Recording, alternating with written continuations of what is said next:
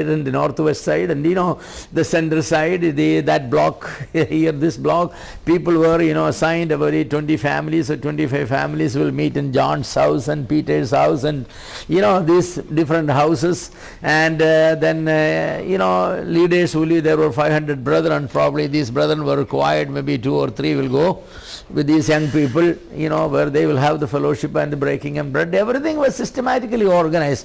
We don't see that loose, group of people going here and there without knowing what to do. Hey, that's not the way. Acts chapter 2 present to us a very systematic thing. They that received the word were baptized and they were added. They continued steadfastly in 4 areas, very systematically. And then house to house they're breaking bread and eating their food, and everything was very systematic. That's the foundation of the church.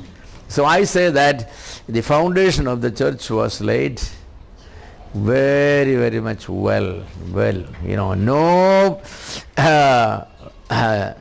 earthquake shall crumble that foundation. It was very strong. The Roman Empire and the heathen empires and everybody hit hard against the church. Our Lord said, the gates of Hades shall not prevail, because the Lord said, I will build the church. And it was built on Petra, not on Petros.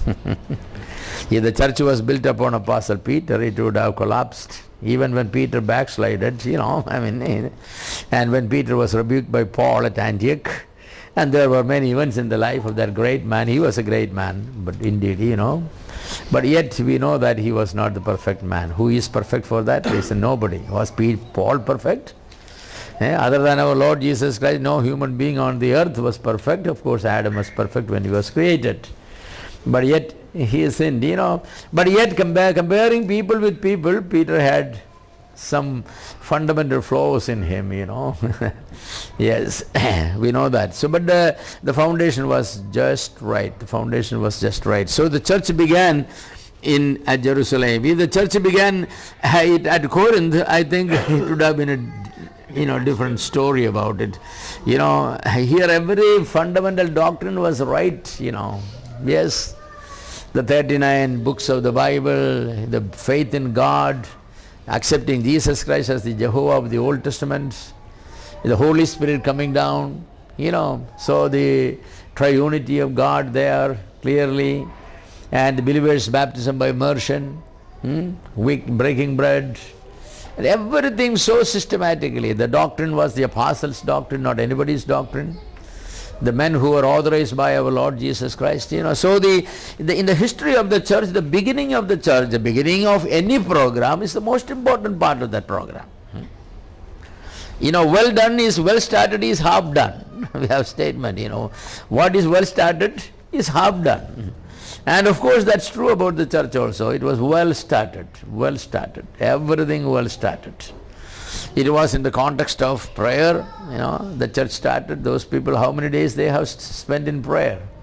Many days they have spent in prayer.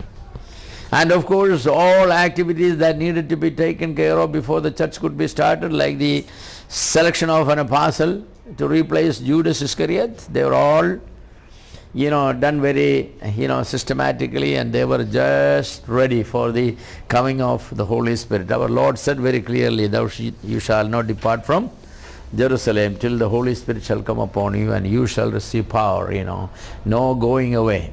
The Lord said that not too many days after you shall be baptized by the Holy Spirit. So the baptism of the Holy Spirit is, we know from 1 Corinthians chapter 12, it is a baptism of the Holy Spirit that builds the church, Whether Jew or Gentile, whoever is, by one Spirit, we are all baptized into one body.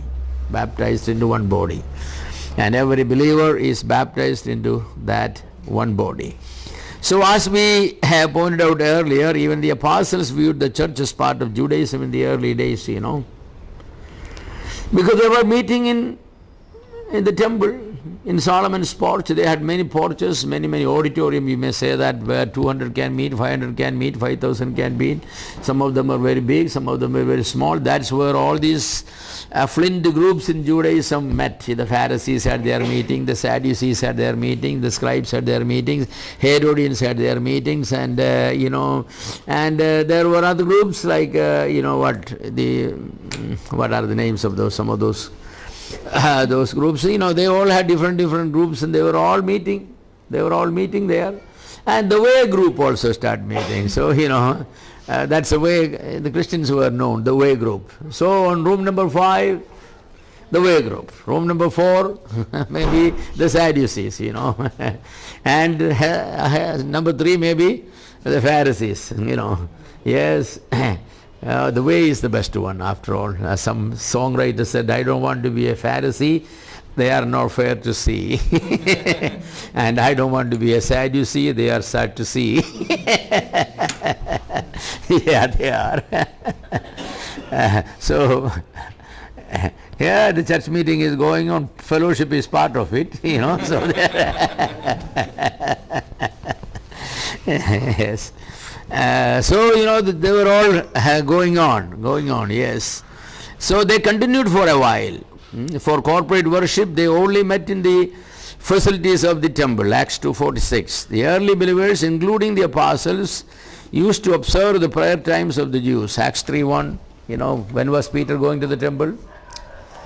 Yeah, the time of the prayer. The Jewish people had every 3 hours prayer time, 6 o'clock in the morning, that is 1 o'clock for them. So, our 6 o'clock they had prayer meeting. And then 9 o'clock they had prayer meeting. Then they again had 12 o'clock and 3 o'clock and 6 o'clock and 9 o'clock. And most of the people will go to bed by 9 o'clock. But the more Orthodox Jew will pray midnight. And then 1 to 6 hours they will sleep. That's the way. How many times we all pray? I don't think even the angels know how many times we pray, because our pages are empty. If there is a page for prayer, there is no writings on it, recordings on it. After all, only after we bow our knees, recording will go there. So it's blank. We don't pray. Christians pray very little. Christians pray very little. Early Christians used to. The church bell, the system of the church bell came. That's after the Jewish people. It was a good system. People used to live around the church at a distance where you can hear the church bell.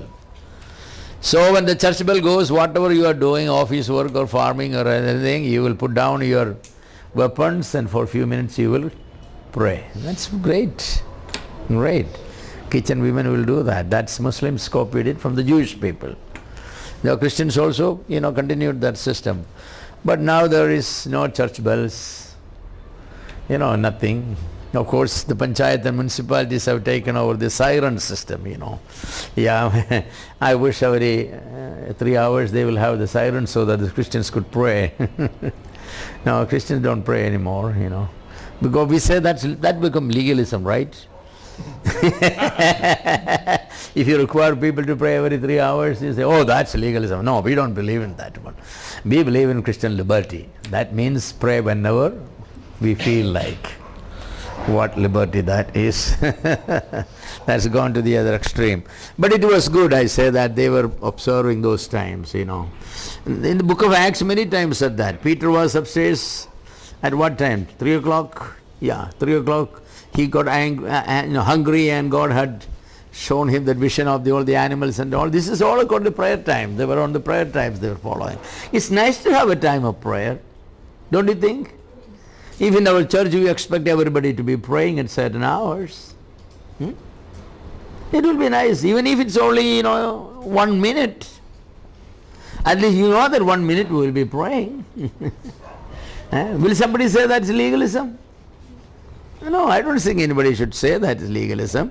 If anybody say that is legalism, they have a problem, Yes.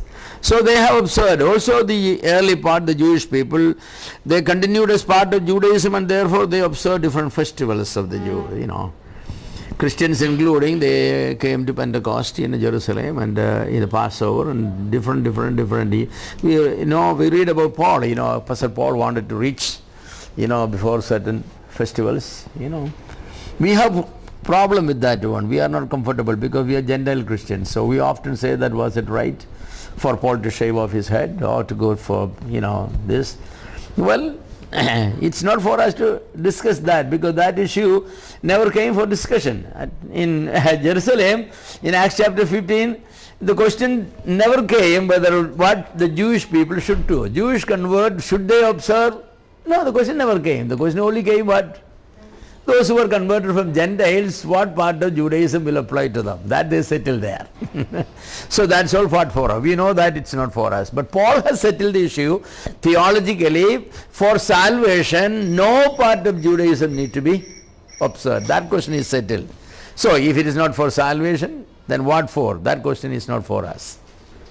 We don't need to discuss that. As I said, that's why we want to enter into areas where, first of all, we are not qualified to discuss. We are not Jewish people. They are not our areas. Probably only a Jew can know that. And should we circumcise our children? We don't need to because we are Gentiles anyway. Gentile converts. But should a Jew? Yeah, I guess. Suppose the Lord comes tonight and all the converted Jews were taken, but 4 and 5 and 6 and 7-year-old Jewish boys not converted, they are left here, right? Where do they belong to? Hinduism? No more Christianity because Christ has taken the true Christians away. And the next program is again for whom? The Jew.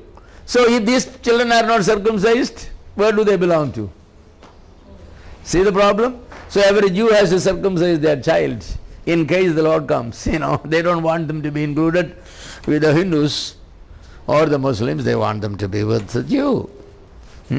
So it's said that we are not qualified to discuss that one, Even if we circumcise our children, they will not be counted with the Jew anyway. Only they will be counted with the Muslims, I guess. So we need to be a little more careful. So, we sometimes have difficulty or uncomfortable with some of the things that happened in the early days with the Jewish Christians and all.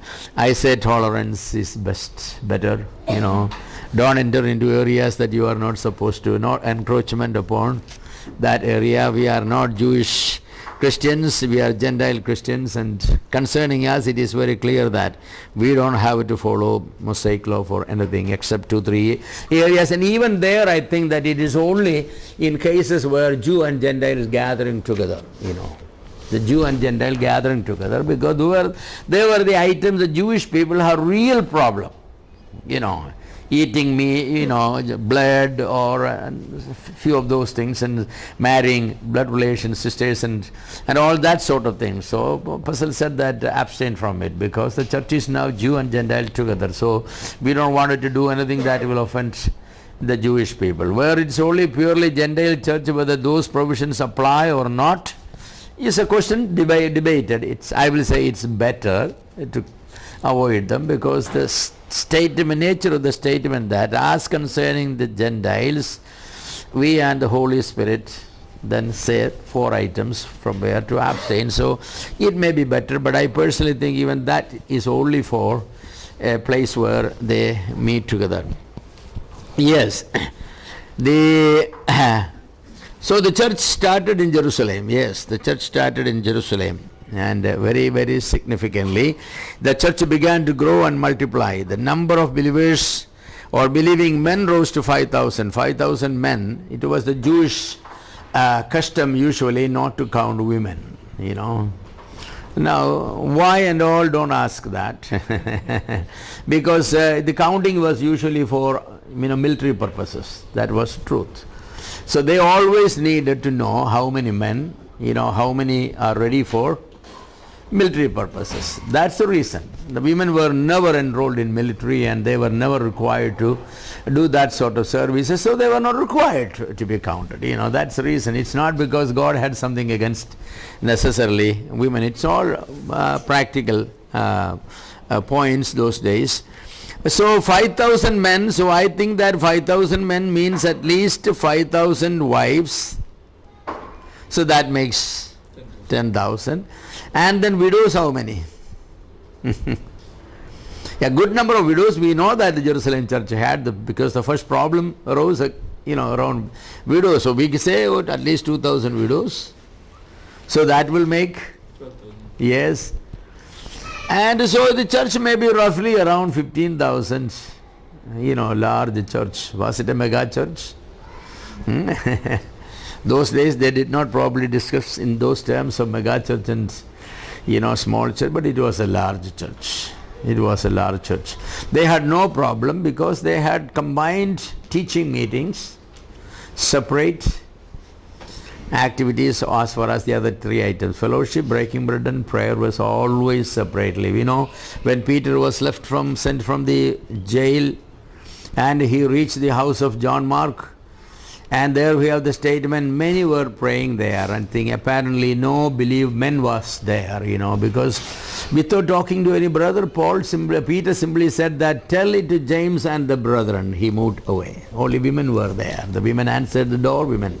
So, the sisters were having the large number of people there. So they have different smaller groups of people, meeting in different places for prayer. That was the way they were doing, So they had no conflict. What I meant is how to accommodate 15,000 people for a fellowship meal. That question was not there because they were eating from house to house. So how many were eating? As many you were eating here on Sunday, probably they were eating those as many, 20, 50 or 60 or at the most, 100 people, maybe only that many. So those, these are some of the questions people arise. They say that, no, those people they could have common teachings because of the facility of the Herod's temple was available there, So it was. But as the days went by, when they could not avail anymore, the Herod's temple for common meetings, the persecution came and the men were.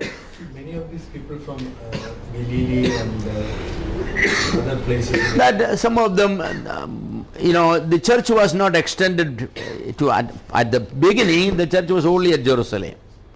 Then it began to move to Judea. What I meant is this first 3,000 and then 5,000. Those men, the 3,000 men came from different parts of the world, We read many languages there. But those people settled down there. They did not go back. That was the whole problem of selling and feeding these people. The local people had their, facilities. But these people who came from other places or settled there, they are not going away anywhere. Because they said, where is a church? Where we worship on Sunday?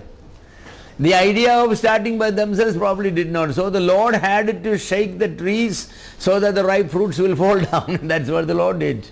And the number is increasing and it's more not practical. So the Lord scattered them. Besides, the Great Commission requires them to go away. So the church began to, before the persecution came, the church began to grow in all Judea. In all Judea. Jerusalem was the capital of the district of Judea.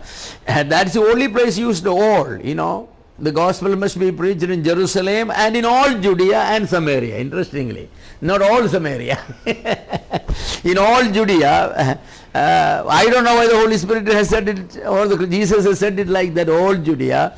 Because the immediate stretch is, that district where. So hundreds of gatherings, probably local churches was raised up in Judea. And then the persecution scattered them to different parts of the world.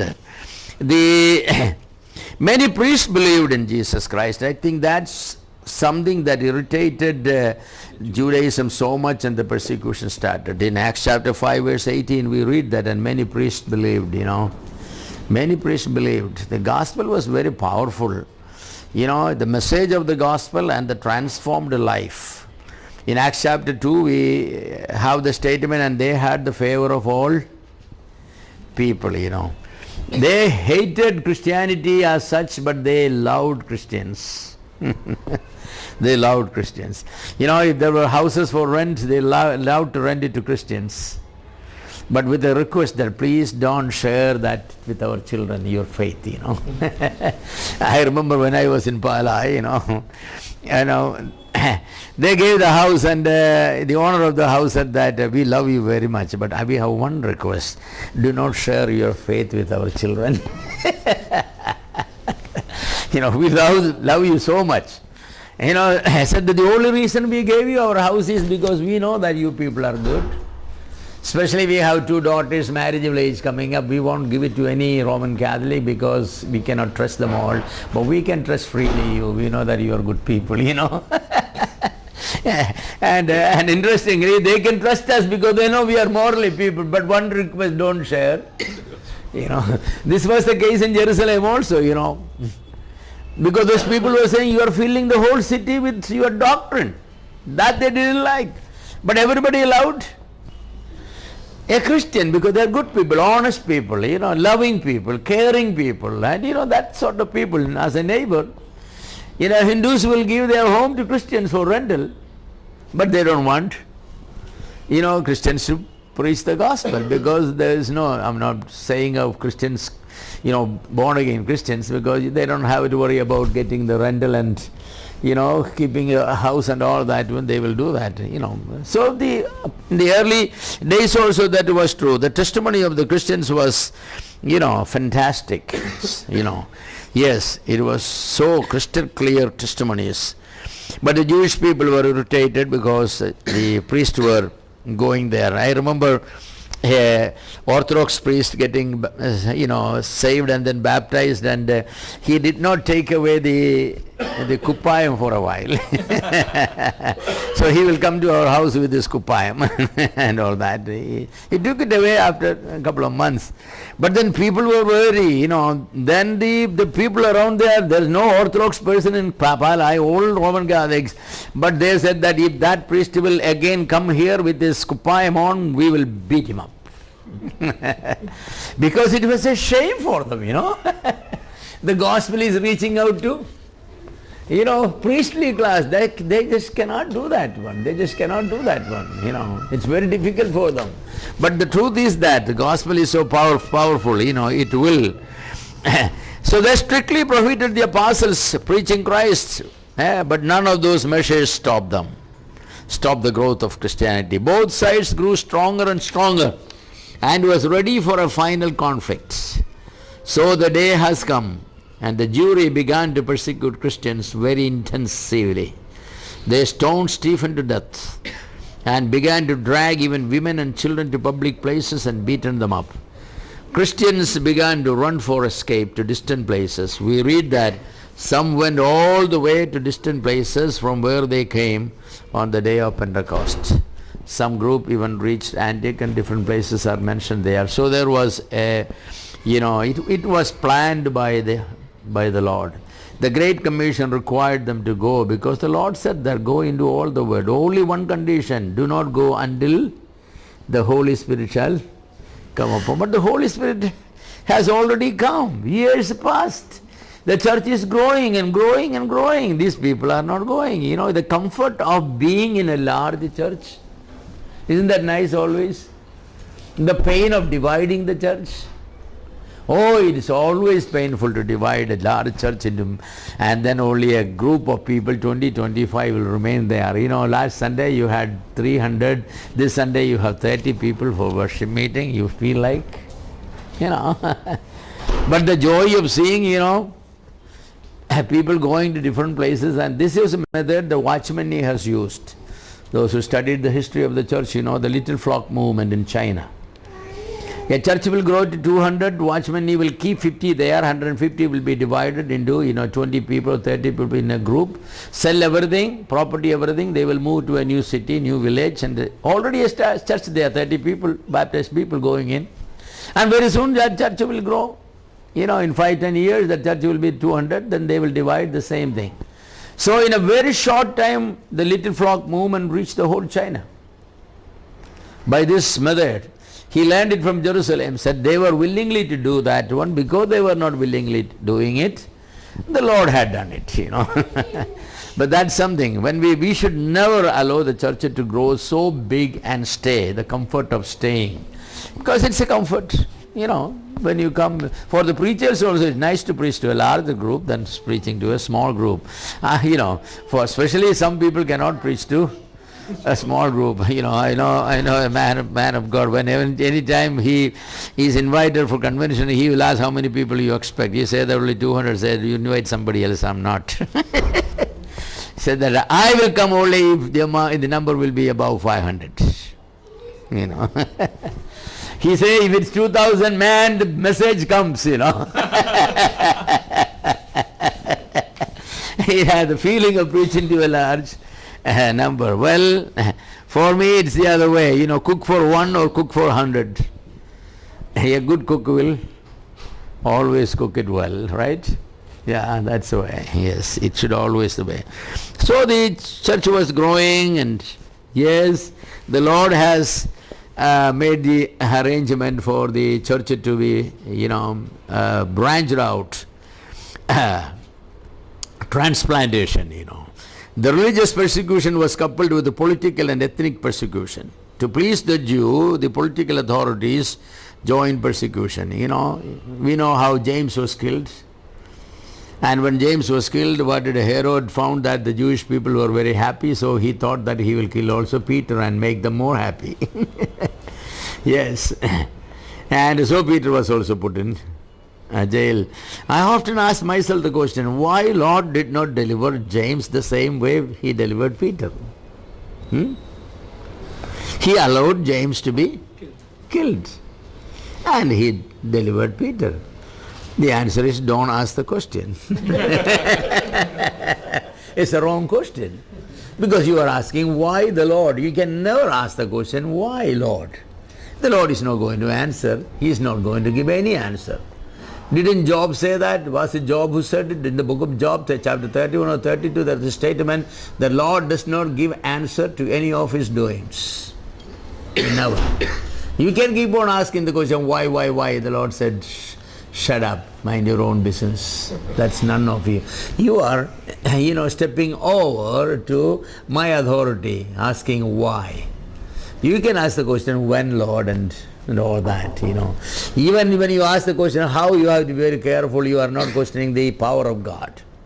That was the problem with Zechariah. He asked the question how, it was, power. Mary asked the question how, but she was not asking questioning the power of God. She was only asking, I never known a man, so you say that I'm going to be pregnant. How can that be? That was a different question. That Zechariah, husband and wife living together, an old man, even if you think you cannot make my wife, to conceive, that's what Zechariah said, that, is anything impossible? Don't you know who I am?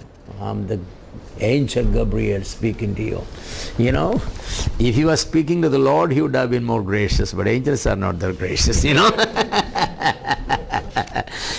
Abraham bargained with God and all that. You cannot bargain with the angels, They don't have that, that patience. So, things go like that. Yes, religious persecutions was never. Another thing that teaches us is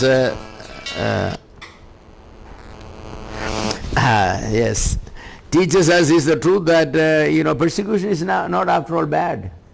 We always think anything painful and anything, persecution is bad, but history tells us that persecution is not bad. The first growth of the church is because of persecution. Everyone ran away. Clearly stated that all ran away except the apostles. Even the elders ran away. Only a handful of people remained there, then the church began to grow again.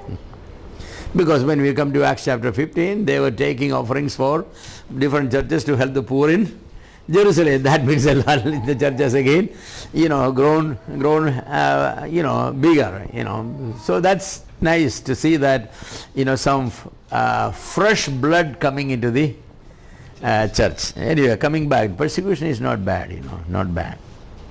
Persecution always has the power of really showing the real quality of the church. When persecution comes, those who are not real believers, they will always join usually the persecutors. That's the way it is. In Africa, great persecution came. There was a group of people, they are called the decanders. They rejected Christ, went back, and they said, okay, no, we don't believe it. They were spared, they were not killed. But real believers were all, lot of them were beheaded, and when Islam was making, headway.